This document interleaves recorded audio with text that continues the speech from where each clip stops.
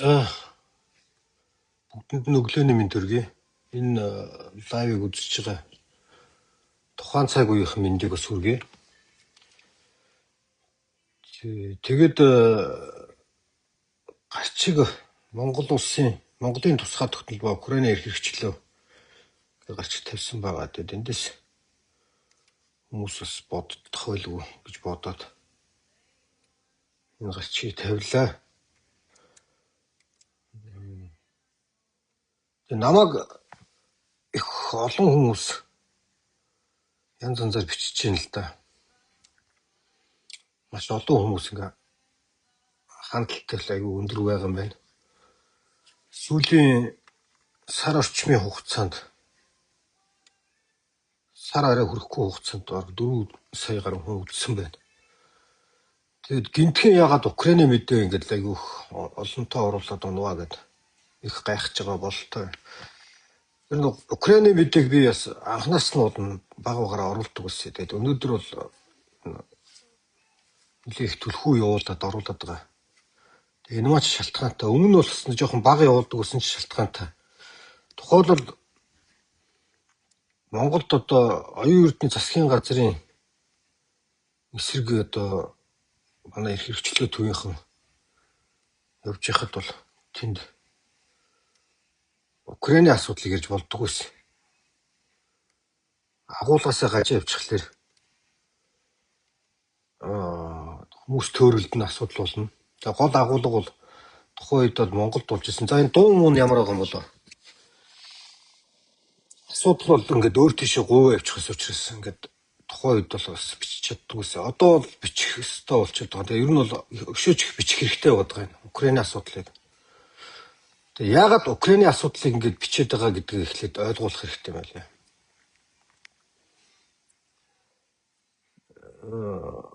Украины эрх хэрэгчлөөнийхэн төлөө тэмцэж байгаа Украин улс. Тусгаар тогтнол эрх хэрэгчлөө бүрэн эрхийн асуудал. Би сая тэгээд суурлаар Кримийн асуудлыг бичсэн байгаа. Дээрээс нь тэрний өмнө Майданд юу болсон бэ? 2014 онд. Украины дайн бол одоо 2022 оны 2 сарын 24-нд бол ихэлсэн гэж бүртгээд байгаа боловч яг үүндээ бол тэрнээс өмнө бол үүдэлтэй. Тэрний өмнө нь одоо 2014 оны өмнө ч гэсэн бас олон үйл явдлууд болж ирсэн. Тэр болгоныг одоо ингээд бас жоохон задлж ойлгож ярилцах шаардлагатай байгаа юм. Тэгээ Украины мэдээг оруулахлаар хүмүүсийн их игдүүцэж байгаа нэг зүйлийг анзаараад харахлаар тэгээ Монгол улсыг ингээд бензин шатхуунгүй болохоор баярлаад байна. Тэ? Монголоо хорж гинэ гэсэн юм бичээд байгаа байхгүй. Тэгэхээр нэг юм байгаа. Монгол улсын тусгаар тогтнол бүрэн эрх байдал, эрх хэрэгчлөө маань бензин дээр тогтдоггүй. Тэгээ энэ Монгол улсын иргэдийн эрх хэрэгчлээн дээр тогтдог байхгүй. Монгол улсын тусгаар тогтнол. Энэ хэрэглэн дээр тогтдог. Энэ бензин шатхуун эрчим хүчит чинь зүгээр хэрэглэн шүү дээ. Хэрэглэн дээр тогтдог эрхчлөө байх юм бол тэр их эмзэг эрхчлөө болж байгаа. Зөвхөн хэрэглэндээ тохируулж шүү дээ. Одоо хажуу айлынхаа баажкагаас төлөө гоож авч хэрэглчихэд дараа нь тэрнийхээ хүснээр амьдрж эхлэх юм бол таны амьдрал бол мөнхийн хараат амьдрал руу орчиж байгаа. Тэгэхээр ийм байж болохгүй. Тийм учраас бид нар энэ асуудал дээр их олон талаас нь ойлгох ёстой. Тэгээ Монгол улсад Оросоос өнөөдөртөө ингээ бензин шатхуунаа 98% нь хангаж байгаа нь үнэн. Гэхдээ Оросууд энэ дайн эхлэхээс өмнө ч гэсэн олонтаа Монгол улсын энэ ханган нийлүүлэлтийг бол тасалж ирсэн. Бид нар сайн санах ёстой. 2014 онд Алтан хуйгийн засгийн газар байж ах үед 6 сар тассан шүү дээ. Оросоос нийлүүлдэг нийлүүлэлт нь. Яг өндөө тэрний өмнө болохоор юу болж ирснээ сайн санах хэрэгтэй. Оросын холбооны улсын Газпром нефтийн үйлдвэрийн төрийн өмчт үйлдвэрийн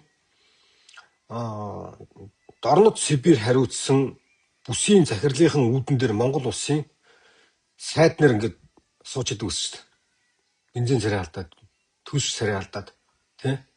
Тэр хүний хүсснээр Монгол улс амьдардаг байлаа шүү дээ.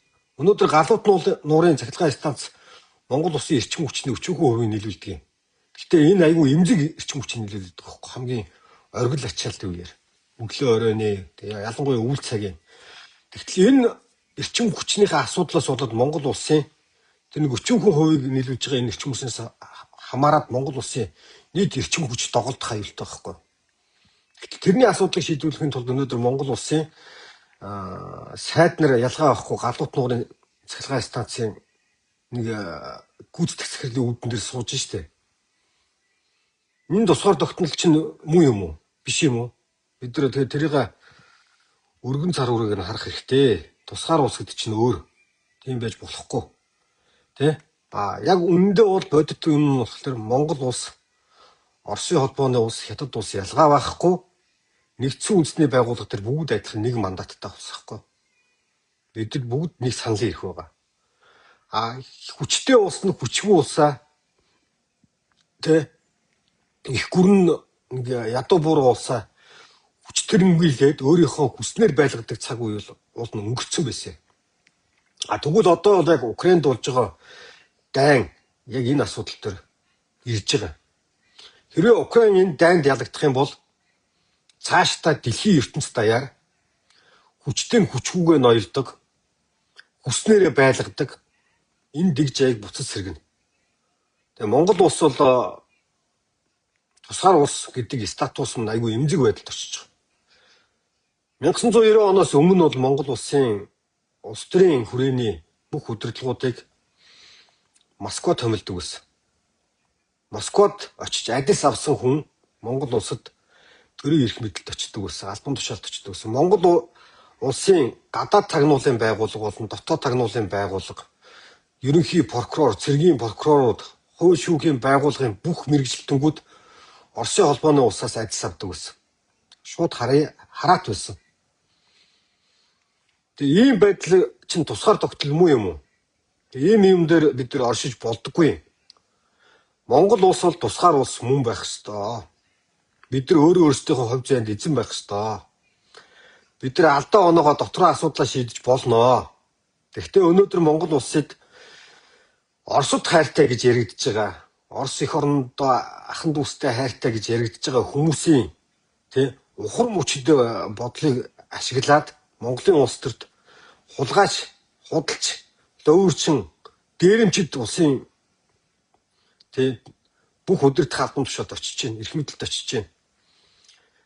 Энэ асуудлуудаа бид нэр зүгээр олж харахгүй бол хохирогч нь Монгол улс өөрөө Монголын бүх иргэд, Монголын ард түмэн биш, Монголын иргэд, ард түмэн иргэд хоёрын хооронд асар том ялгаа байдаг штэ. Тэгэхээр энэ Украины ялалт хэрвээ амжилттай ялж энэ дайны ард гарах юм бол цаашдын дэлхийн ертөнцид аль нэг хүчтэй улс нь түрэмгийлэгчийн статусаар хандаж ядуу буурай жижиг улсуудаа, хил залгаа улсуудаа хүснээрээ эрхшээдэг ийм боломжийг бол байхгүй болгоно. Ийм учраас эрхчлөө ийм үнцэнтэй байдаг юм л да. Эрхчлөөг хамгаалахад бол асар их хохирол гарч байна. Би одоо Украинд болж байгаа хохирлыг ерөөсөө бичдэггүй. Би тэр дайны олон зургнуудыг ерөөсөө тавьдаггүй, бичлэгүүдийг тавьдаггүй. Би тавихыг хүсдэггүй. Үнэхээр аимшигтай дүр зургууд тэнд зөндөө байгаа. Тэгэхдээ би Монгол улстай хамааралтай энэ дайны хувь зайд нөлөөтэй тийм голлох мэдээнүүдийг тавиад идэг. Энэ маань учир шалтгаантай. Би Монгол улсад маргааш эсвэл сарын дараа эсвэл дараагийн жилийн хугацаанд эрчим хүч болон өргөн хэрэглээнийхаа бензин шатхуунаар хомсдолд бити ороосоо гэдэг анхааруулгыг хүргэх үүднээс явуулаад байгаа. Оросын бензин байхгүй бол Монгол улс баларна гэдэг ойлголт бол байхгүй. Монгол улс балархгүй. Орос сүрхлээр дагаад сүрдэг бол энэ Монгол улс чинь тусгаар улс биш вэ? Тийм учраас Оросын шатхууны асуудал хүндэрж байгаа. Ер нь бол том жижигнээс нэг 68 үйлдвэр үүдэг штэ. Энээс бол одоо их багаар цохилтонд өртсөн байгаа 30 гаруй үйлдвэрүүд өртсөн байна. Нөхөн сэргээх боломжгүйгээр устдсан байгаа нь одоо 6-7 болоод хувирчлаа. За өчтөрийн мэдэн дээр орж иж байгаа тэр Москвагийн том голлох энэ сүлжээг нь устгачлаа. Нефтийн баазын сүлжээг устгачлаа гэдэг мэдээ орж ирсэн. Тэгээ тэрэн дээр их хүмүүс эмзэг хүлээж авсан л да. Тэр бааз болохоор ямар учиртайсэн гэхэл Москвагийн ойрхон байдаг хоёр том үйлдвэр бол үндсэндээ цэргийн зориулалтад ажиллаж исэн. Цэргийн ханган нийлүүлэлтэнд зориулсан. Тэрний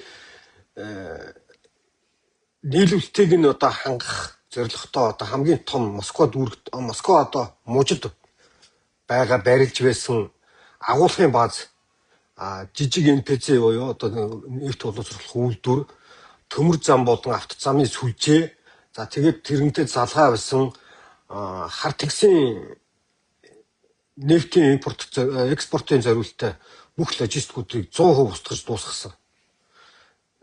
Тэр өчтөрийн зохилтонд бол нэг 7 сая орчим тонн нефтийн агуулга бүрэн устсан гэж ярьж байгаа. Гэхдээ энэ агуулгуудын тоогыг ярих юм бол нэлээд өндөр тоонд орно. Тэгээд өмнө зохилтонд орж ирсэн үйлдвэрүүд чинь яг 100% устдаад байсан юм уу гэдэг дээр бас хүмүүсийн хэрэгэлцээ төрөөд байгаа. Ер нь бол хамгийн том үйлдвэрийн газар нутгийн хэмжээ бол 450 га талбайгаас ингээд бага байдаг. Хамгийн бага нь бол 10 га газар. 10 гагаас 450 га газар. Тэрэн дээр тухайн үйлдвэрийн бол онц чухал объектууд руу үйлдвэрлэлийн хэсэг рүү ингээд орж байгаа цохилт нь 100% устгаад исэн юм бол биш. Өчигдрийн цохилт бол тэр нефть хадгалах эскалатыг бол 100% устгасан байгаа. Өчигдрийн эхлээ мэдэн дээр би бол зураггүй тавьсан шүү дээ. Тэгээ одоогийн байдлаар бол 630 мянган үзсэн байлээ. Тэрнээс нэг 74-5% нь бол мэдээллүүдийг бол эргээр хүлээж авсан байна гэдэг анализ мета фэйсбүүкийн мета надад гаргаж үзүүлж илээ. За нэг 12-3% нь бол сөрөг хандлагатай. За комментүүд дээр бол мэдээж дайрсан дормжсон комментүүд нь асар их байлээ. За тэр бол чухал биш. Ихэнх хүмүүсийн эмзэглэж байгаа сэдв нь болохоор маргааш Монгол бас бензингүй болох юм биш үү гэд. Би бензингүй болгож байгаа юм шиг эмзэглээд байгаа. Үгүй. Энэ монголчуудаас хамаарахгүй байхгүй. Энэ дайны хувьд биднээс үл шалтгаалж үргэлжлэнэ. Энэ биднээс шалтгааллахгүйгээр эхэлцээ. Гэхдээ Монголд нөлөөлөд байгаа нэг юм нь болохоор бидний хараат байдалтай байлгаад байгаа байхгүй. Бензиний хараат байдалтай одоо хүртэл байлгаж байна. Эрчим хүчний хараат байдалтай одоо хүртэл байлгаж байна. Яг нариндаа одоо та нар бүгдээрээ мэдж байгаа шүү дээ. Монголд хичнээн олон цахилгаан станцууд баригдаж байгаад одоо тэр станцууд юу болсон? Хэн зогсоосон? 10% нэртэй даваа сурам тэрний шууд оролцоотойгоор тэгээ Багнуурын цахилгаан станц, Шивэговын цахилгаан станц, 5 дугаар цахилгаан станц, Хөвсгөлийн мөрөнгийн цахилгаан станцууд шууд зогссон шүү дээ. Энэ хөрөнгө оруулалтын асуудал нь шийдэгдсэн, зарим нь баригдаад эхэлсэн байсан. Гэрээнүүд нь тавигдсан байсан. 5 дугаар цахилгаан станц биш ээ. 5 толгойн цахилгаан станц. 5 толгойн цахилгаан станц бол Монголын тал өөрөө хөрөнгө босгож байгаа бариад тий гадаадын олон улсын тендер зарлаж байгаа бариад оюу толгой тэр санхүүжилтийн их усүр дээр нь оролцоотойгоор явна гэдэг асуудлууд яригдж явах үед даваа сөрөн зогсоож ирсэн. Энэ бол бодиттой зүйл. Тэгтэл өнөөдөр даваа сөрөн гэдэг хүн бол Монгол улсыг бол удаа дараадаа үе төмөр нь хорлцсон хөвсгөлчүүдийн хайртай хүнчтэй. Монголыг хорлохын тулд одоо хөвсгөлчүүд гаргаж ирж явуулдаг. Хэдэн ч сонгуульд гаргач 4-5 сонгуульд ялсан тий. Хэд хэдэн удаа ям занзын салбартаа сайд хийсэн. Өөрт нь албан тушаалд оногдохгүй бол оюутлогыг ярьдаг. Өөрт нь албан тушаал оногдохгүй бол хин нэг нь гутаанд дамжилдаг. Энэ зүйлүүдийг хийдэг. Тэгэд энэ Монгол улсад Оросын нөлөөлөл явахдаа Орос технологиг ашигладаг л да. Тэр технологи нь ямар технологи байсныг одоо маш энгийн болон товчхоноор ингээд тайлбарлая. Ер нь бол коммунистуудын шилдэг аргачлал болоо шүү дээ. Альва үндэстнийг нэгдүгээрт ядуу байлгах чухал. Ядуу. Хоёрдугаарт мэдээллийн олон их усүрийг авахыг үргэлж хянжаах ёстой. Мэдээлэл олон их усүрээс аваад эхлэх юм бол хүмүүс олон талаас бодож эхлэх аюултай. Коммунистуудын хувьд. Олон талаас аваад мэдээлэл аваад ирэхлээр хин нэгэн хүмүүсийг хуурам эхлэхэд аюу хэцүү болдог. Тэгэхээр яг энэ ажлуудыг шатаратаар хийж ирсэн. Энэний үндсэн дээр юу болдгоо гэхээр нөгөө ард түмэн гэж тий мулгуу ард түмнийг мунхаг ард түмэн болгож жагаад ядуу байлгах үндсэн аргачлал нь энэгээр явдаг. Тэгээ ядуу мунхаг мулгуу хүмүүсийг айцаар үдирддэг. Нэг талд нь айц бий болгодог, нөгөө талд нь үзэн ядалт бий болгодог. Монголд айц байсан уу? Яг одоо ингээд бодитоор айц байгаа үстэй. Орос бензингүй болчихвол яах юм гээд. Гэтэл дайндаа тэгээд тэлтэдэнгүү дотоодынхаа хэрэгцээг хангаж чадах байх юм бол Монгол руу өгөхгүй шүү дээ. Боломжгүй байхгүй. Энд чинь Оросын холбооны улс гэдэг улс чинь түүхийн нефт импортороо сая дайны өмнө бол дэлхийд 22-оос 24% нийлүүлдэг гэсэн түүхийн нефт одоо энэ шатдаг химийнийхээ тий яг боловсруулсан нефтийн хувьд эдгээр чинь олон улсын зах зээл дээр бол тийм өндөр хувь эзлэхгүй шүү дээ. 0,000-ны эдрийн хувь эзлэн. Дотоодынхаа хэрэгцээг хангаад эрдэнэ тойрныхон жижиг улсуудад нийлүүлдэг гэсэн бохоггүй. Тэгээ өнөөдрийн шатаж байгаа өчтөрийн дээр шатаж байгаа Москвагийн дэрэгдэх агуулга чинь 7 сая тонн гэдэг байгаа. Монголын 1 жилийн хэрэгцээ чинь 2 сая тонн шүү дээ. Тэгээ Монголын хэрэгцээнээс 3 жилийн хэрэгцээг энэ шатаар гацсан байгаа шүү дээ. Энэ айгүй том хохирол واخгүй. Тэгээ энтэй чинь зэрэгцээ тэр хит хитэн хар тэнгисийн ирэг дээрх агуулгууд, баазууд, нефтийн одоо байгууламжуудтай очиж буулгадаг, хөлөг онгоцон дээр буулгадаг. Эднүүд ингээ устдлаа. Тэгээд ер нь бол одоо яг бодит байдлаар нийт үйлдвэрлэлийн 28% алдсан гэж байгаа. Устдсан 28%-аар үйлдвэрлэлийн хэмжээ бууссан гэж байгаа. Нийт одоо үйлдвэрлэх хүчин чадал нь. Тэгтлээ нөгөө талдаа бол үйлдвэрлэлийн хүчин чадлын хэмжээнд 40%-аар буурсан гэж байгаа. Үйлдвэрлэлийнх нь чадал нь бол 28%-аар буурсан бол одоо үйлдвэрлэх бололцоотой хүчин чадал нь 40% буурсан гэж. Энэ их сонин тоонууд байгаа байхгүй. Эдгээр хоногт 8 сая тонн нефт үйлдвэрлэл боловсруулдаг байсан юм. Ер нь бол дайны өмнө. Одоо бол энэ тоо эрчимтэй буураад байгаа байхгүй. Монголын хэрэгцээ 2 сая тонн байгаа шүү дээ. Тэгэхээр энэ болгоноос нь ингээд тооцоод ингээд харахаар ер нь бол бид нар энэ Монгол улсад хүссэн хүсээгүй ийм эрсдэл бий болоод байгаа байхгүй. Бид нар тусгаар улс муу юм бол цаашаа амьдрах ёстой, цаашаа үргэлжлэх ёстой. Оросын бензинтээс бензингүй Монголын амьдрал үргэлж байх ёстой. Бидэнд бол боломж байгаа. Гэхдээ өмнө бас нэг сайн санах юм бол тэр 2012 онд хэлээд шүү дээ 12-оос 14 оны хооронд ер нь арчсан нам засаг барихлаар Оросууд дандаа бензинээс тасалтай. Үе тэгжээсэн. Энэ анхных нь бас биш. Цааш тэх бах. Гэхдээ бид нар энэ Оросын бензингүүгээр амьдарч чадахгүй байхгүй. Тухайлбал одоо Алтуугийн ерөнхий сайд байхад сайхан бэлэг хэрэг эрхлэх газрын дарга байхад тухайн үед 6 сар орчим тасалсан шүү дээ. Тэгээ нэг 2 сар гарна тухайн үеийн манай нэг нефтийн чинь нөөц нь 45 хоног байсан байхгүй. Одоо бол энэ чинь нэг 60 хэдэн хоног байгаа шүү дээ. Нефтийн нөөц нь. Уг нь бол тусгай улс бидний бол одоо нефтийн нөөц ядаж нэг улирлаа давах хэрэгтэй байхгүй. Тэгээ 3 сараа. Тэгээ тэрнээс дээш хэмжээгээр хадгалах хэрэгтэй байхгүй. Тэгжээж стратегийн нөөц бүрддэг л дээ. Тэгээ бид нар ийм нөөц бүрдүүлж чадаагүй байгаа ч гэсэн бидэртэй шүү дээ тий. Энийг хангах бас хүчин чадлаа нийлүүлчих бас бололцоо гарчуд бол байгаа. Энийг бол Монгол Ардын намынхаа одоо эхлэх ёстой. Маргааш гидхэн бензингөө болчлаа гэд ангаагаа суужиж болохгүй. Тийм ээ? Одоо эрчим хүчний асуудал аюу хүнд байгаа шүү дээ. ТЭЦ 3-ыг бол уулна энэ хавар дэлбэрснийхэн дараа шатсныхэн дараа тий. Энэ намар 9-10 сар гэхэд янзлаад ашиглалтанд орж болохоос юм бохгүй. Одоо хүртэл тэр таг байгаа. ТЭЦ 3 дээр ТЭЦ 2-ын чинь тэр цуухны чинь дэлбэрэлтийн дараагаас болохоор хамгийн ноцтой нөлөөлөд байгаа юм чинь Улаанбаатарын нийт дулааны хэрэглээний 28-аас 32% тэр ТЭЦ 2 чинь нийлүүлж ирсэн шүү дээ. Одоо энэ оргил хүүтний үеэр тэрийг хангаж дийлэхээ байлаад ирэхлээр нөгөө яг үндсэн хүчин чадлаараа тултлаа ажиллаж байгаа бусад станцууд чинь тэрийг хангаж дийлэхээ байгаа нь түгэлтийн шугамнууд чинь дийлэхээ байна. Эндээс доголдол үүсэх юм бол Улаанбаатар хөлдөх эрсдэлтэй шүү дээ. Ингээд зөндөө олон асуудал шийдэхгүй байгаа. Тэгэхээр эдний хулгай хийж идчихсэн мөнгнүүд нь бол хэдэн мянган цахилгаан станцын мөнгө идчихсэн байгаа шүү дээ. Тийм ээ? Тэгээ одоо ингээд Орос Украины дайны талаар тавьдаг ч юм уу одоо энэ нефт шатхуун бензиний асуудлыг бичихлээр дийлэнхтэй хүмүүсийн ингээд бичиж байгаа үнцэн дотор хужаагийн хэрэглээ зөв бичиж байгаа юм. Энэ наадхыгаа бас бодож бичээч. Хаана хэрэглэх мэрэгчлэхээ. Ер нь хужаагийн ирлээ зэдэг үг бол яг нэг одоогоос 2 жилийн өмнө хүмүүс айгүй автдаг байсан. За 10 жилийн өмнө бүр их автчихсан. Үнэн. Одоо бол наад чи шал утгагүй үг шүү дээ. Яг эрүүлэр бодох хэрэгтэй байхгүй. Өнөөдөр жишээ нь таны хайртай Орос ах чинь өөрөө хятадын хамааралтай уулзсан явж штэ. Асар олон зүйлэр. Энэ цэрэг дайныхын ажиллагаанаас ахуулаад тий одоо энэ нөгөө харваад байгаа дроныхон бүх тоног төхөөрөмж түүгийн эдийн хятадаас нөлөөлж байна. Бүх асуудлуудыг хятадаас гарч.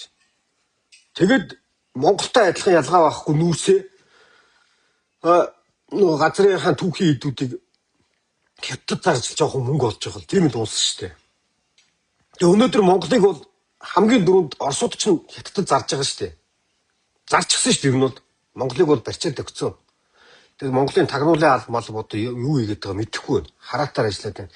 Засгийн газрын шууд харааны байгууллага учраас тэгээд байна.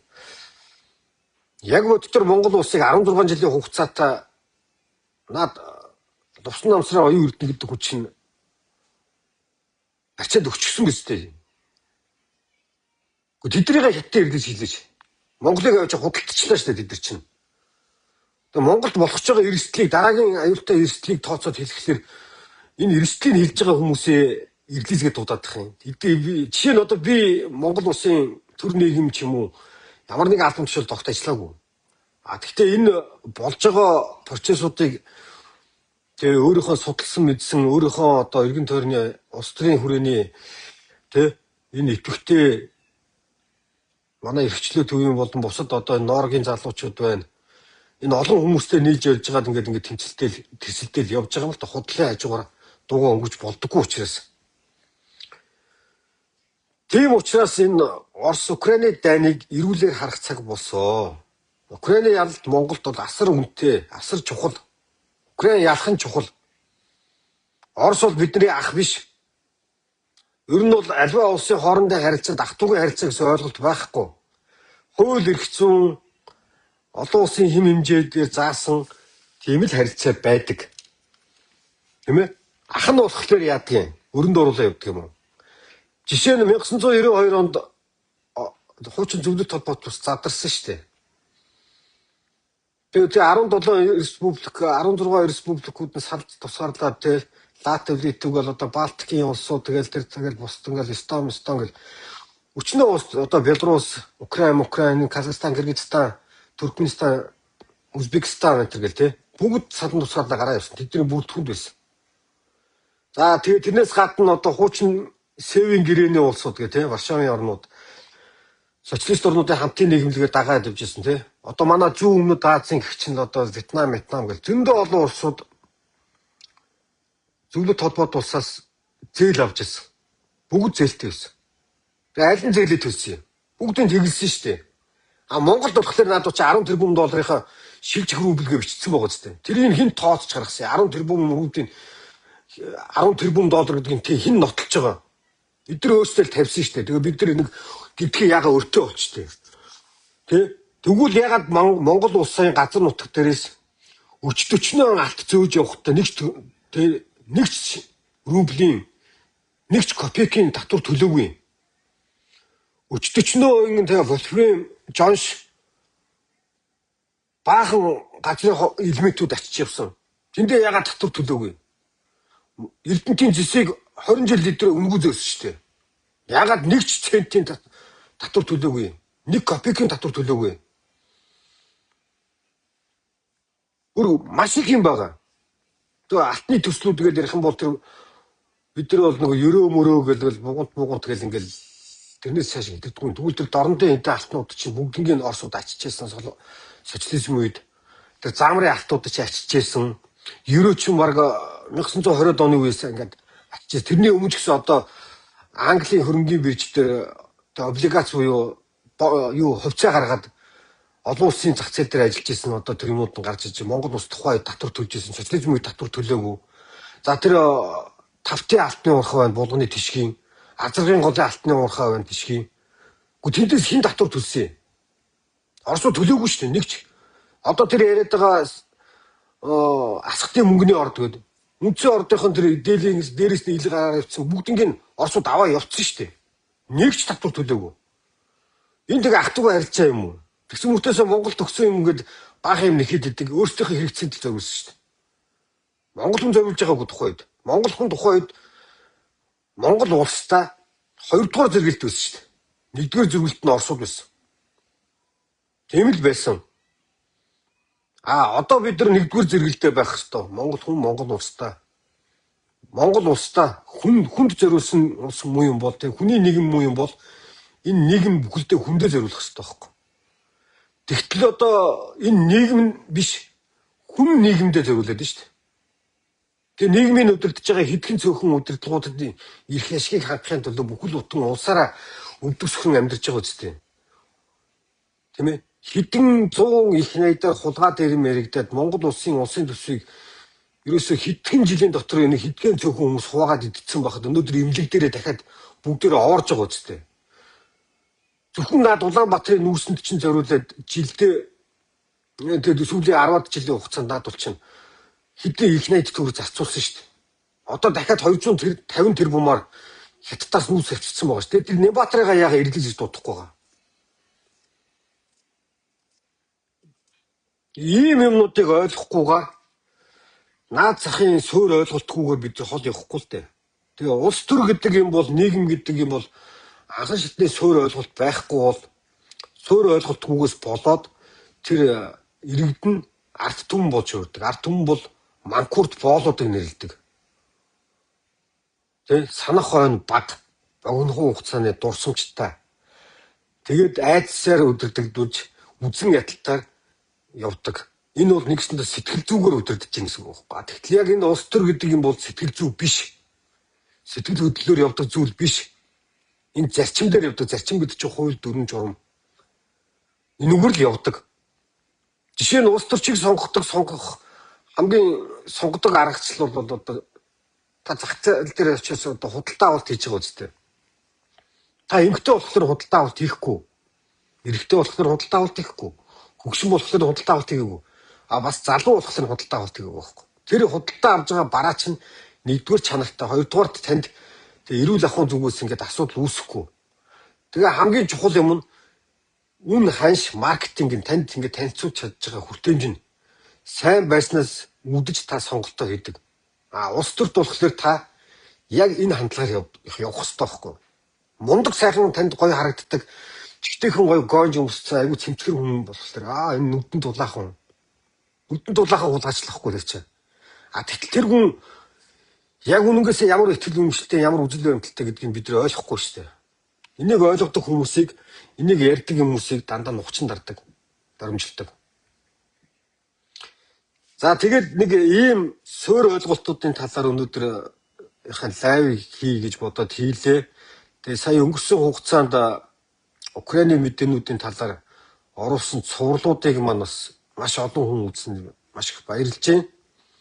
Өшөөж олон хүмүүс үзээсэй гэж хүсэж байна. Яагаад тэгэхээр Майданы хувьсгалд юу болсныг бид нэр ойлгохгүйгээр Монголд юу болоод байгааг ойлгох боломжгүй.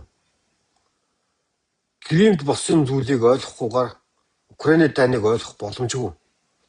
Донбасс дээр 10 гаруй мянган хүний яаж алсан тухай би одоо удахгүй бичиж байгаа. Тэрийг хэн алсныг ч бичнэ. Тэнд тэгээд яагаад худал судлахуулга явуулсныг ч бичнэ. Энэ дэлхийд дээр нотогдсон баримтад тулгуурсан мэдээллүүд явна. Дандаа нотлогдсон зүйлүүд. Монголд үндэсний эрх хөгжлөөний хувьсгалыг авчирсан агуу дээдсүүдийг минь үзэн ядуулж исэн, мангас суулгаж исэн, тэдрээс айж ичдэг болгосон. Яг тэр жишгээр монголчуудыг өнөөдөр бас хуурн эхэлж байгаа шүү дээ. Тэр ийм юмд одоо хуурдахгүй байхын тулд анхан шатны суур ойлголтуудыг яриад байгаа. За тийм миний нөгөө YouTube хуудсан дээр би Батөршөө ахтайгаа хийгээд ярилцсан улс төрийн үзэл баримтлалын анхны суур ойлголтуудын тий сургалтын хэд хэдэн бичлэгүүд байгаа. Оюунбат Шонхор гэдэг. Тэрэн дүү ороо сонирхороо. Үзэл баримтлал гэж юу юм бэ? Социализм гэж юу юм бэ? Либерализм гэж юу юм бэ? Либертаризм гэж юу юм бэ?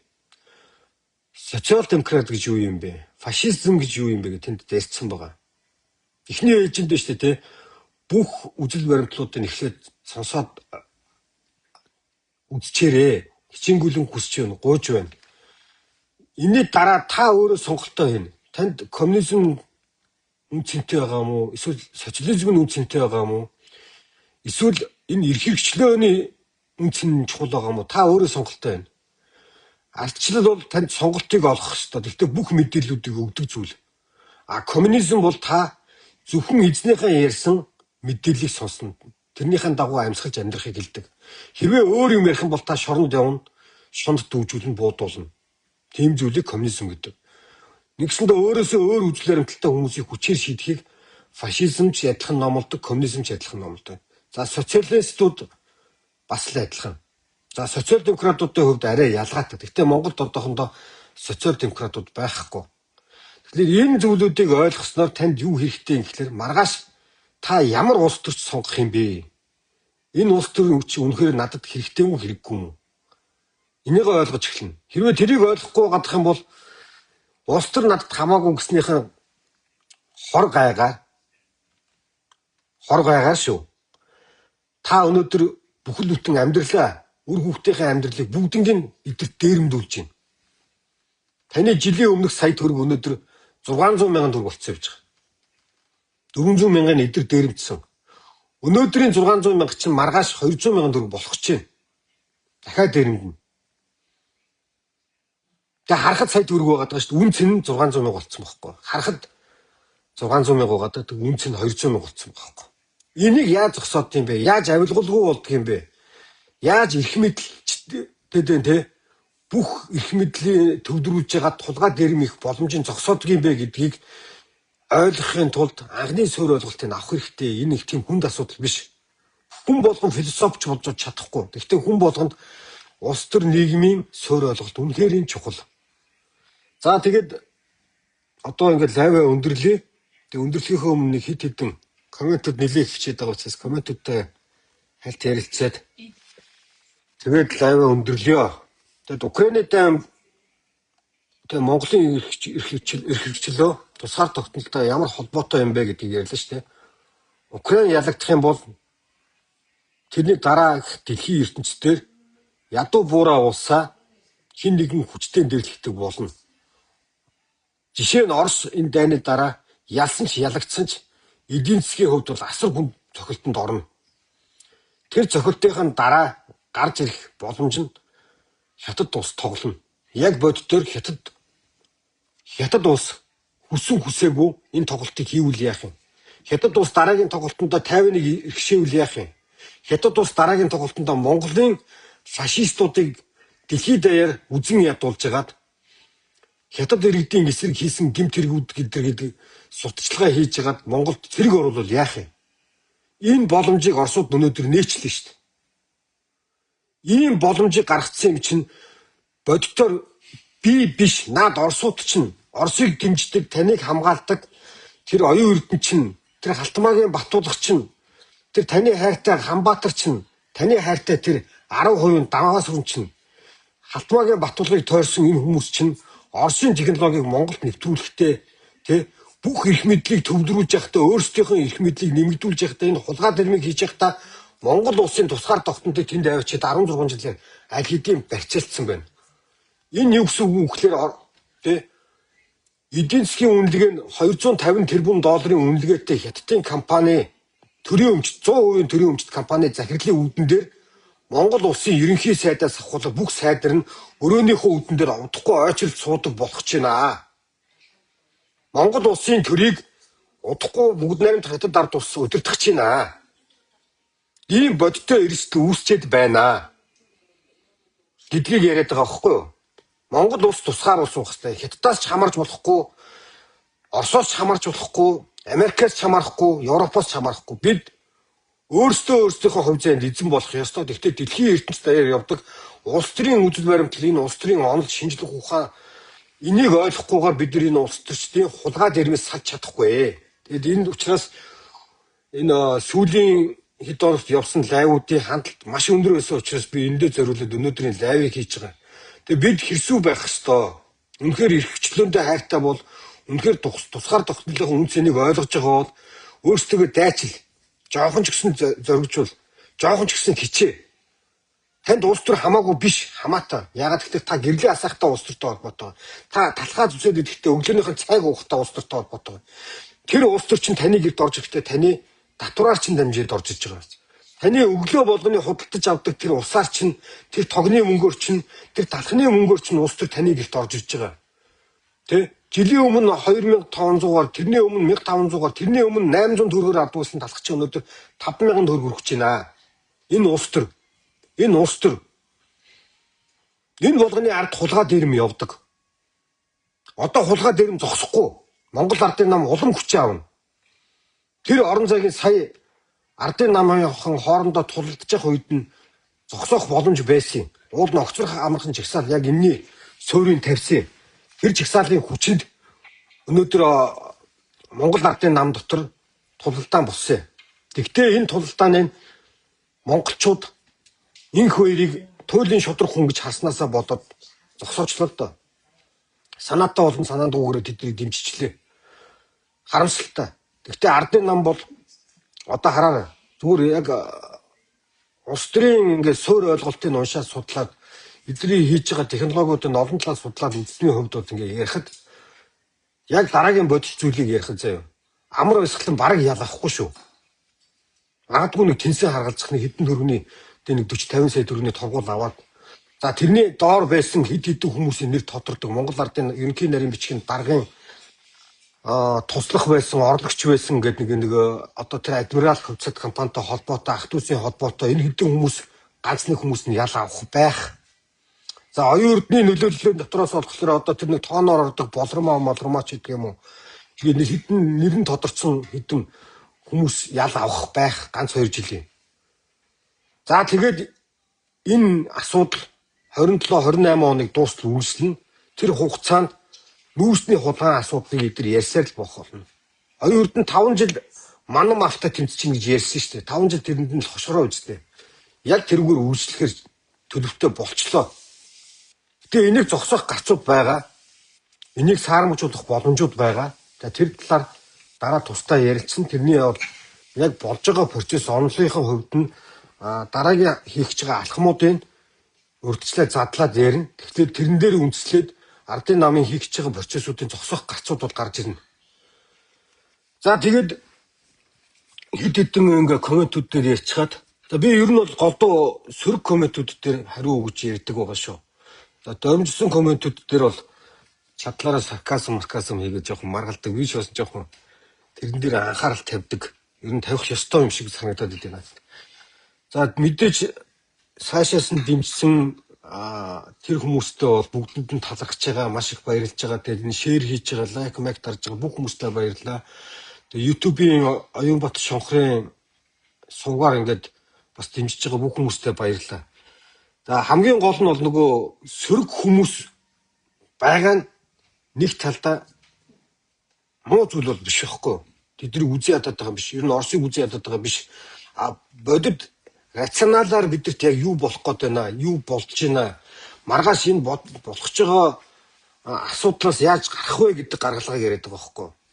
Тийм учраас энэ асуудлын хувьд бол тэр сөрөг комментүүд дээрээ ач холбогдол өгөөд энэ дээрээ ярилцах бол сэдв гараад ирдэг. Тэгээ голдуу бол яг хуу миний нөгөө нэг царай муутай юм уу, халдсан толгойтой юм уу, эсвэл ингээл хараа муутай зутаад энэ бол нэг чухал биш л дээ. Гэтэ яг хуу тэрийгэ биччихлээ. Хамгийн чухал нь сэдв байхгүй. Миний ярьж байгаа сэдвийг яг ямар сэдв дээр нь зөрчилж чинь тэрийгэ гаргаж ярих юм бол их сайн. Ер нь бол тэр нь их чухал байдаг. За ингээд дэмжсэн хүмүүсээ бол алгасаа явчих өөрийгөө магтаж байгаа юм шиг. Гэхдээ бүгдэнд нь баярлж байгаа. Калапагосын Будингийн өрөөний Фанаст Лавгабаатар Мона Украины шүү юм мэдээг чинь сонсоод бооз өгөх гэж байна. За яг энэ нэг би нэг одоо нэг юунээр нэг юм материал бэлдэж байгаа. Энэ айгүй чухал материал бэлдээд байгаа. Одоо нөгөө мэдээлэл түүж байгаа байхгүй. Энэ сая ялангуяа сүүлийн 22 оны 2 сарын 24-нд Украинд дайн хийснээс хойш дэлхийд даяар ерөөсөө айгүй хүчтэй фокус тавиад дэлхийд даяар одоо бүх улсуудын ер нь ялангуяа арчлал эрхчлөөндөө хүний эрх хэрэгчлөөндөө суурьсан улсууд дээр түлхүү анхаарал тавиад явж байгаа нэг зүйл бол энэ цахим орчмоор дамжиж явж байгаа энэ зохион байгуулалттай энэ худал хуурмаг пропагандануудыг яг фактически баримтаар гаргаж илрүүлээд байгаа. Манайхан ч одоо тороол гэдгийг ойлгодог, под фарм гэдгийг ойлгодог шүү дээ. Өөртөө таалагддаг хүмүүсээ тороол гэж яриад тах шиг байгаа. Тийм биш. Тэгээд тороол гэдэг нь болохоор нэр нуусан аккаунтууд бодлогын шин чанартай асуудлыг сурталчилгаагаар тэг хэд илт худлаагаар түгээхийг хэлээд байгаа байхгүй юу? Тэрийг түгээхдээ системтэй түгээгээд байгаа. Тэр түгээж байгаа аргачлал нь болохоор под фармууд байгаа шүү дээ. Под фармууд нь болохоор хүнээр дамждаг под фармууд байна. Бас бүр под үйлдвэрлэл болгоцсон байна. Хэдэн мянган утсуудыг ингээд програмаар өдөртөд ингээд химэл оюухантай сүрэлцсэн програмаар өдөртөд ингээд ажиллаж байгаа под фармууд ч илэрж байгаа. Тэгээ энэ илрүүлж байгаа юм дотор бол дийлэнх нь угаасаа баг 97-8% дандаа Оростой холбоотой байдаг байхгүй. Монголд бол одоо тэр энэ зохион байгуулалтаа явуулж байгаа процессуудыг эдгэртээ яг цаг үеийнхээ он цаг дараалалаар нь ингээд гаргаад ингээд тооцоод харах юм бол жишээ нь оюун эрдэнэ огцруулах шагсаалын үеэр Оросд хайртай, Оросд дэлгэхтэй, Оросын эх оронч болдог тий. Нөгөө босдог хэвтээгээрээ хөгтөг мөгтөг энэ төргийн 9 шидийн хөдөлгөөн байдаг шүү дээ, Монголыг хорлдог. Тэгээ энэ нөхдүүд чинь гинтгэн гарч ирэл газруудад ундаг тий. Дандаа эх орон арт түмэн яриад газар шороо яриад байгалийн юм байдлыг яриад тэгшхэн хуваагаад хүртээх гээл өстой гоё болоод оюун эрдэнэ манан малтай тэмцээлгээл 5 жилийн үлгэрийн нэрэл ингээл газрууд эхэлдэг. Гэхдээ энэ давтамжуудыг харахаар яг тэр дэлхий дээр явж байгаа давтамжуудтай их ойрцоо ижилхэн ойрцоо байдаг. Тэгэхээр тэр нь юу гэсэн үг вэ гэхээр Оросын ер нь бол одоо энэ 3 төрлийн тагнуулын байгууллага байдаг шүү дээ тий. Цэргийн тагнуулын байгууллага, дотоод тагнуулын байгууллага, гадаад тагнуулын байгууллага. Гадаад тагнуулын байгууллага бол консулын алба болон соёлын атташинуудаараа дамжиж явдаг. Тэгээ энэ байгууллагуудаараа дамжиж Европын холбооны улсууд болон одоо энэ зөндөө олон улсууд тий илчлэгдээд байгаа энэ одоо сүлжээнүүд илрээд байгаа байхгүй. Тэгээ тэр хүмүүсийг салинжуулж санхүүжилж исэн маш олон их усрууд нь тодроод байгаа. Монголд бас одоо өнөөдөр тодроогүй ч гэсэн удахгүй энэ хүмүүс илчлэгдэх байх. Эдгээр өөрсдөө энэ гэрч болчих байхгүй юу? Ухаандаа энэ Оросын тагнуулын албаны агент байсан нь өөрөө гэрч болоод ирэхлээр ямар үйл ажиллагаа явж исэн, яаж Монгол улсын эсрэг дайсагнаж исэн, ямар худал мэдээллүүдийг яаж түгэж ирснүүд нь нотлогдож гарч ирэх цагт эдгээр өөрсдөө гэрч болно. Ер нь бол том гэрчүүд бол Оросод өөрсдөө устгадаг шүү дээ. Том гэрчин жишээ нь одоо Халтмаагийн Батулга байна. Энд чинь өөрөө гэрч байхгүй юу? Оросд барьцаанд орчихсон тий. Тэгэхээр ийм асуудлууд бол байдаг. Тэгэхээр энэ Путингийн наадаж яг хөө тэр нэг цаг хугацааны үзэгдэл үнэнд гүйцэгдчих байх. Удахгүй бас энэ талаар нь тэгээд мэдээллүүдийн би бас ингээд нэлээд нэгтгэж байгаа гаргаж иж тавина. Тэгэхээр яг эдгэрч зориулж тавиагүй. Ийм хандлагатай юмнууд дэлхийд дээр байна. Энэ бас Монголд бас ийм хүмүүс байдаг гэдгийг гаргаж иж харуулж байгаа. Хэрэгээр хүмүүсийн дургу өргөсөн пост хийж хариу сөрөг реакцаар нь бах таваа хангаж бохор бузар эгогоо тижиж за энийг ерөнхийдөө ойлгохтой нэлээд урт юм байна. Ер нь нэг ийм юм байгаа. Миний нөгөө постыг хэнийг нэг зодож байгаад хүчээр үзүүлдэг байх гэж бодож байна. Тэг хүмүүс бас өөрсдөө сайн дураар үзэж байгаа байх гэж бодож байгаа. Ер нь хүчээр үзүүлж байвал энэ буруу зүйл. Танд таалагдахгүй бол та устгаад гараа явчаарай. Намайг блоклоод тэр нь танд айгүй сайн. Тэгээ хин нэг хүчээр үзүүлээгүй. Ер нь бол Монгол улсад биш те мэдээллийн их олон талын урсгал байх хэрэгтэй. Боловч яг өнөөдөр боддоор дийлэнх мэдээллийн хэрэгслүүд тэнцвэргүй мэдээлэл их явуулдаг байхгүй. Тийм учраас би бол сүүлийн 2-3 жилийн Украины мэдээллийг байнга явуулахыг хүсдэг байсан боловч чаддаггүй байсан. Монголд хийж байгаа олон улс төрийнхээ үйл ажиллагааг саарамжуулахгүй тулд хамаагүй бичиж чаддаггүй байсан. Тэгээ одоо бол яг хоо ерөнхийдөө улс төрүүд сая ингэ болоод дуусчлаа штэ. Яг ойрын хугацаанд болох ч гэсэн улс төрүүд ингэ болоод дуусчих байгаа. Одоо тэгтээ дэрнгүү удахгүй Зандан шатрыг та нар Ардын Баатар шиг харна, нэг хоёроо Ардын Баатар шиг харна. Удахгүй энэ нүүрсний хулгайчтай дасан зохицно, мартаж эхэлнэ. Яг тийм улс төр руу орж байгаа. Тэгэхээр энэ хооронд нь би амжаад энэ Украины мэдээнүүдийг оруулаад байгаа байхгүй хичээгээд байгаа. Тэгээд миний мэдээнүүд бол дийлэнх нь Америк юуны дайны хүрээлэн тий Америк нэгдсэн улсын дайн судлалыг хүрээлэн Украины фронтын мэдээнүүд за тэгээд баталгаажуулах их усруудыг би бол голдуу телеграмаа Оросын сувгуудаас ингээ авдаг. Нэлээ олон тий. За Оросд бас нөгөө Оросоос цухтаагаад гарчихсан бас эрхчлөөний их олон сувгууд байдаг. Одоо Путиний дарангууллыг эсэргүүцдэг. Тэгээ энэ янз янзын Оросын сунгуудаас их олон талаас нягтлаад за энэ баталгаажсан мэдээлэл байна гэдэг үндсэн дээр оруулдаг. Тэгвэл зураг бичлэгүүдийг би өөрөө баг оруулаад байгаа. Ягаад гэвэл тухайн үед нэг мэдээлэл цаг хугацаатайгаар зэрэгцээ хурдтай гаргахлаар зургууд нь амждаг байхгүй. Тэгээд тэрэнд 10 цагийн дараа ч юм уу 24 цагийн дараа зургууд нь баталгааж явдаг. Өчигдрийн тэр жишээ нь Москва дээр бичиг явагдсан Украины тэр Путингийн болон дроны цохилтуудыг баталгаажсан шүү дээ өнөөдөр гэхдээ. За тийм байгаа. За Монголын тусгай тогтнолтой шууд холбоотой, үнэхээр холбоотой, асар холбоотой. Сугам нь Украин иргэн юм бол зайлаач мэдрэлийн эмнэлэгт очоо гинэ. Би Украины иргэн биш, би Монгол улсын иргэн. Тийм. Украин руу бол яг явна. Гэхдээ би дайны дараа явна. Дайны дараа очиод Ялтын баяр дээр нь очиж би цэцэг өргөнө.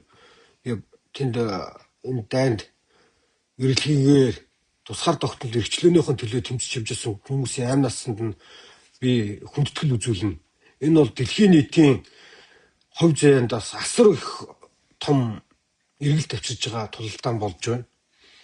Тийм учраас одоо цаашдын дэлхийн ертөнцид хэн нэгэн хүчтэй төрөнгөйлөгч нь өөрийнхөө хүснээр аль нэгэн тусгаар улсаа өдөрдөж болохгүй, дотоод асуудалд нь оролцож болохгүй гэдэг жишгийг тогтоож байгаа учраас бид энд очих болно. За тэгээд явж тэр Украинд очиж за энэ хариулцсан байна да саяхтай байлдаад ялаач иргүү гинэ. Тэгээ бидэргүй Украин бол ялж байгаа. Цаашаа ялчих واخа. За амаараа шороо өнгөмөр болж энэ иргүү гинэ. За яг би амаараа шороо өнгөхгүй واخа санаа зовлтгүй. Энэ бол давгүй. Иргүү новш тархины тураал. Энэ хэд дээр ингээд яг одоо энэ Батэлгэр энэ Цагаанбаатар гэдэг энэ хүмүүс дээр ингээд хандаад хэлэхээр яг ийм хүмүүс бол нэлээд их байдгийн. Тэгээд би та нарт таалагдахгүй байх нь чухал биш ээ. Би та нарт таалагдах гэж амьдраагүй. Миний ярьж байгаа сэдв таалагдахгүй болох байхгүй да. Тэр сэдвүүдээр юу таалагдахгүйгаа яар. Энэ чамд надад бас бусад хүмүүст айгүй чухал энэ сэдв ярилцах хэрэгтэй байхгүй. Хүн яриа ухлаар л худалгаач улс төрч гаргацдаг. Та нарт таалагдсан улс төрчөө сонгохлоор худалгаач гаргадаг хэвээр худалчийг гаргадаг хэвээр айгүй гоё ярьдаг байдаг гэл. Таалагдсан юм чинь би ярингүй эдрээс чинь гоё ярьж чадна. Ягаад гэвэл би энэ улс төрийн онол нийгмийн онолыг чинь би нэлээд сайн уншсан, нэлээд сайн судалсан, философийн суурьаар нь судалсан ойлголцсон байгаа. Тэгээд тийм болохоор би ёстой хуурам эхэлтийг яг улс төр нийгмийн төвшөнд одоо жишээ нь Цагаанбаатарыг бол би тэнэг болтол хуурж болж чадна. Яг улс төрчийн хувьд бол ярих юм бол би тэгэхээр тийм хийхгүй. Намайг хизээч битгий сонгож байгаараа гэж би харин хэлчихье. Миний ярьж байгаа сэдвийн хамгийн чухал байсан шүү. Сэдвийн ярилцаараа. Ер нь аливаа ганцхан миний хэлтгүү. Улсын аливаа маргаан зөрчил дотор хүний битгий хар сэдвийн хар. Тэгээ улс төрийн сонгуул хийхдээ сонгуульд оролцохдоо хүний битгий хар мөрийн хөтөлбөрийн хар. Энэ их чухал байхгүй. За ярьж байгаа зүйлийг нь ойлгохгүй байгаа бол ядаж дуугүй зайлаад өг. За энэ яах вэ? За баярлалаа. Намайг дэмжиж байгаа юм байна. Чич үл гинэ. За өнөөгийн нэгэнд хүн зайлаа мал гинэ. Удлаа шаал алрвэ. Битгий шаа. За ерөнхийдөө ингээд тий Слава Россия зөө чи хаанхын тагнуул Украин руугаа зайлаач. За яг хөө ингээд өнөөдрийн лайва өндөрлөе. Энэ бол тагнж магнж мэддэг асуудал биш. Ер нь бол танаа яг хөө Монгол улсын нэг ирээдүйд нэг гоё юм байгаа даа шүү дээ. Айгүй гоё гэрэл хийгээтэй хүлээж байгаа нэг ихтгэл өмчлөлийн юм бас их бадрааж байгаа зүйл. Ялангуяа сайн огцрох хамаахан жагсаалын дараа миний хүүхдүүд шиг залуучуудын жагсаалыг хийсэн шүү дээ. Би эдрээр нэг юмар баярлаад байгаа. Бид нар дэлхийн мэдээллийг үздэг юм байлээ. Гэхдээ өөрсдийнх нь толгоогоор цензурдээд байна. Зүг буруу гэдэг ялгаатай байна. Итгэл өмчлөл гэдэг юмыг ойлгоцсон байна. Тийм болохоор маргаашийн Монголын ирээдүг хэн нэгэн улс төрч хуурахад аюу хэцүү болно. Хэн нэгэн чиглүүлэхэд аюу хэцүү болно. Монголчууд улам хэрсүү болох юм байна гэдэг итгэл өмчлөл байгаа. Тийм болохоор өнөөдрийн цаг үед худалгаа дээрмээсээ салахын тулд өнөөдөр Монгол улсын тусгаар тогтнол аюулгүй байдалтай холбоотой энэ Украины асуудлыг бид нар ярих ёстой. Энэ аюу чухал. Монгол улсын тусгаар тогтнол аюулгүй байдал бензин дээр оршдоггүй. Тэ нэг жоохон цахилгаан дээр оршдоггүй. Бид нар хангалттай өөрсдөө бензинтэй болох боломжтой улс. Хангалттай өөрсдөө эрчим хүчээ барих нөөцтэй улс. Тийм бидэрт илүү их боломж байгаа. Бид нар бас хятадаас хамаарахгүй. Бид нар гэхдээ эдгэртээ зэрэгцэн мөр зэрэгцэн орших нь бол баталгаатай үнэн. За тийм болохоор өнөөдрийнхөө асуудлыг энэ яриагаа ингээд чиглүүлээд ингээд өндөрлөө. За тэгээ яриагаа өндөрлөхлөөр одоо бүх үзэж байгаа хүмүүстэй, за дараа үзэх хүмүүстэй тэгээ санат сэдсэн сайн үр бүхэн саадгүй сайхан бүтэж байх болтой гэдэг сайхан өрөөлийг өргөн дэвшүүлье. За тэгээд бүгдэд нь баярлалаа, баяртай.